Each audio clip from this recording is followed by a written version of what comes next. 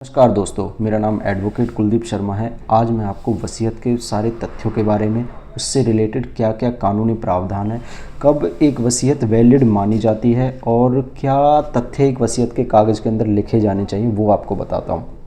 वसीयत सबसे पहले तो ध्यान में रख लीजिए कि एक व्यक्ति के द्वारा तब लिखी जाती है जब वह उस वसीयत के माध्यम से, यानी कि उस विल के माध्यम से ऐसा सुनिश्चित करता है कि मेरे मरणोपरांत मेरी चल अचल संपत्ति का वारिस कौन होगा। ये ही एक वसीयत होती है। अब प्रश्न ये आता है कि भैया क्या वसीयत को लिखने के लिए वो अटेस्ट होनी ज़रूरी है, यानी कि गवाह बनाने ज़रूरी होते हैं उसमें? क्या उसे रजिस्टर करवाने की ज़रूरत होती है तहसीलदार के पास? क्या नोटरी से उसे नोटराइज करवा लें तो विल काफ़ी होती है वो? तो ये सारे प्रश्न हैं जिनके उत्तर जानने आप लोगों के लिए एज ए आम जन, और यदि आप एडवोकेट्स हैं तो भी बहुत जानना बहुत ज़रूरी है।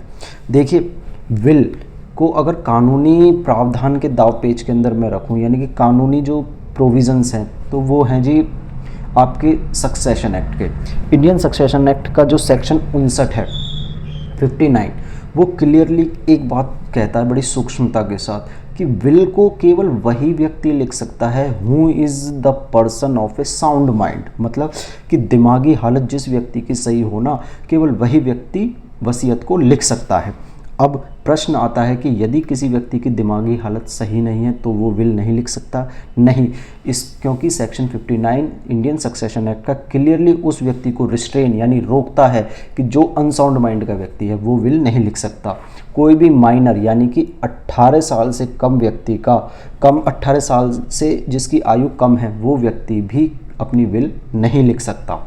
अब ये तो होगी जी विल कौन लिख सकता है और कैसी कैपेसिटी होनी चाहिए। सेक्शन 59 के इन तथ्यों को पढ़ने के बाद आपको पता लग गया होगा कि विल के समय व्यक्ति को साउंड माइंड होना चाहिए, यानी कि आप यदि उस डॉक्यूमेंट पर रिले कर रहे हैं तो आपको ये प्रूव अवश्य करना होगा कि जब विल लिखी गई तो जिसने वो लिखी, यानी जिसे टेस्टेटर कहते हैं, उसने जब वो विल लिखी वो अपनी दिमागी हालत उसकी बिल्कुल सही थी, ना कोई ऐसी हारी बीमारी थी उसकी कि वो विल के कंटेंट को ना समझ सके। तो ठीक है जी, ये बात होगी।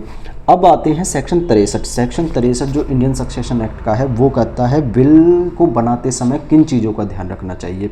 सबसे पहले विल को जो साइन किया जाता है वो विल करता, यानी उसे कहते हैं टेस्टेटर, उसके द्वारा सबसे पहले सिग्नेचर करा जाना चाहिए, ना कि अटेस्टेड विटनेस। सबसे पहले ध्यान रखना, दो तो अटेस्टेड विटनेस होने चाहिए। कौन कहता है? सेक्शन 63 इस बात को कहता है। अब प्रश्न ये आता है कि विल पर साइन पहले विटनेस करेंगे या टेस्टेटर? तो इसका समाधान लिखा हुआ है सेक्शन 63 इंडियन सक्सेशन एक्ट में। वो क्लियरली कहता है कि एक विल को केवल सबसे पहले टेस्टेटर यानी जो विल करता है उसके द्वारा सिग्नेचर होने चाहिए, उसके बाद जो दो गवाह हैं उनको उसके द्वारा साइन किए जाने चाहिए।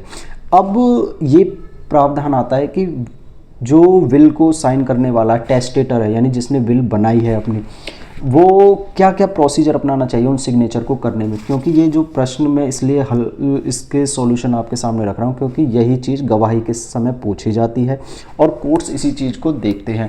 क्योंकि अगर आगे पीछे सिग्नेचर हो गए ना, जैसे अटेस्टिंग विटनेस ने पहले सिग्नेचर कर दिए और टेस्टेटर यानी विल करता ने बाद में सिग्नेचर करे, तो ये विल भी वैलिड नहीं मानी जाती। तो इन चीज़ों को आपको ध्यान में रखना होता है। विल करता पहले सिग्नेचर करेगा, बाद में टेस्टेटर करेंगे, और मतलब वो जो अटेस्टिंग विटनेस है, और अटेस्टिंग जो विटनेस हैं उनके वो देखेंगे कि विल करता ने हमारे सामने ही साइन करे हैं। यदि ऐसा प्रूव नहीं होता कि उनके सामने सिग्नेचर नहीं करे तो ये विल नल एंड वॉइड मानी जाती है।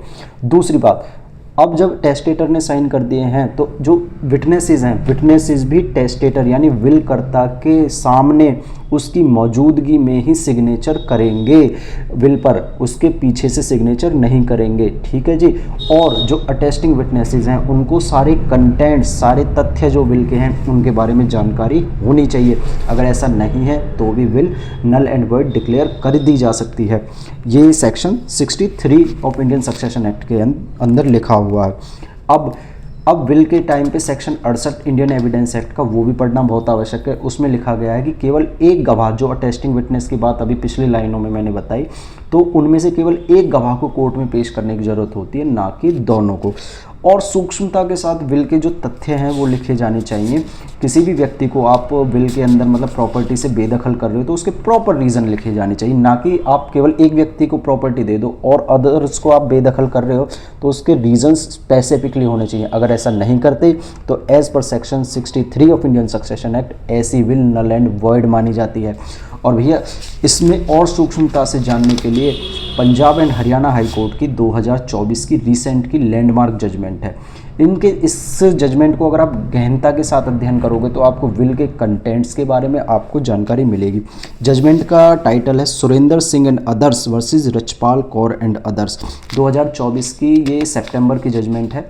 इसको आप पढ़ें तो आपको विल के बारे में प्रॉपर और जानकारी मिलेगी। हालांकि जो मैं ऑलरेडी बता चुका हूँ यही होती है विल के बारे में, इससे अलग कुछ नहीं। आपको विल को बनाते समय इन सारे तथ्यों को, इन सारे जो कानूनी सेक्शंस मैंने बताए, इनको ध्यान में रखकर ही विल बनानी चाहिए। धन्यवाद।